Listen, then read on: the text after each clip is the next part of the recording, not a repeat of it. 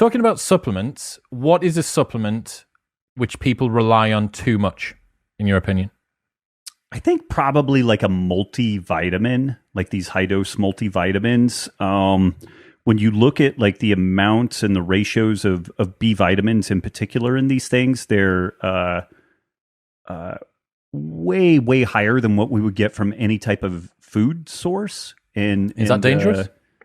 I think it could be. Like these things are really important in like methylation pathways, which are important in like cancer regulation and whatnot. And an interesting aside, like the studies looking at, say, like vitamin supplementation use, it really doesn't, there doesn't seem to be much upside generally. Now, I do think some folks end up with some legitimate deficiency scenarios and whatnot, particularly if you're kind of more vegan or vegetarian, like B vitamins, B12 in particular, are really, really important to supplement. But I'm kind of underwhelmed on that. Like if somebody wanted to do a multivitamin as just kind of hedging their bet, I would find one where they recommend like 6 tablets a day and you only take one and maybe you take it every other day or something, like really just kind of a really baseline kind of hedging of your bets. But trying to think about that, like I think like just the general multivitamin is probably one of those things that I think is overused and could.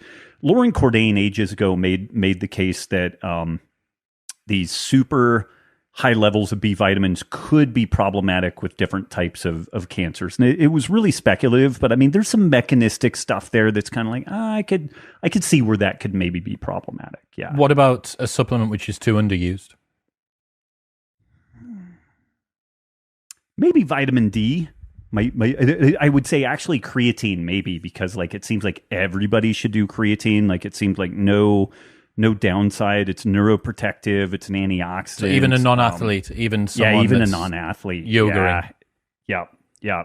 So maybe creatine, but man, if we could get everybody with like a spurty vitamin D lamp, I think that would solve so many problems. Like just if we had community vitamin D lamps where you could just like go walking, strip down, zipper something closed, do 3 minutes front, 3 minutes back, and then go about your day. Like I think that could be amazing for seasonal affective disorder, all these other things that we know are definitely vitamin D driven. But the bugger there is that like supplementing, say, like liquid vitamin D, it doesn't seem to do quite the same thing that getting it from the sun does, but it definitely seems to confer a benefit. So that's where, like, if we could rig up some sort of a smart UV supplementation process to generate that vitamin D, would be pretty cool. How much better is the smart UV versus oral supplement? I don't know, but it just... there are some folks, Pedro Bastos, he's in Lisbon, Portugal.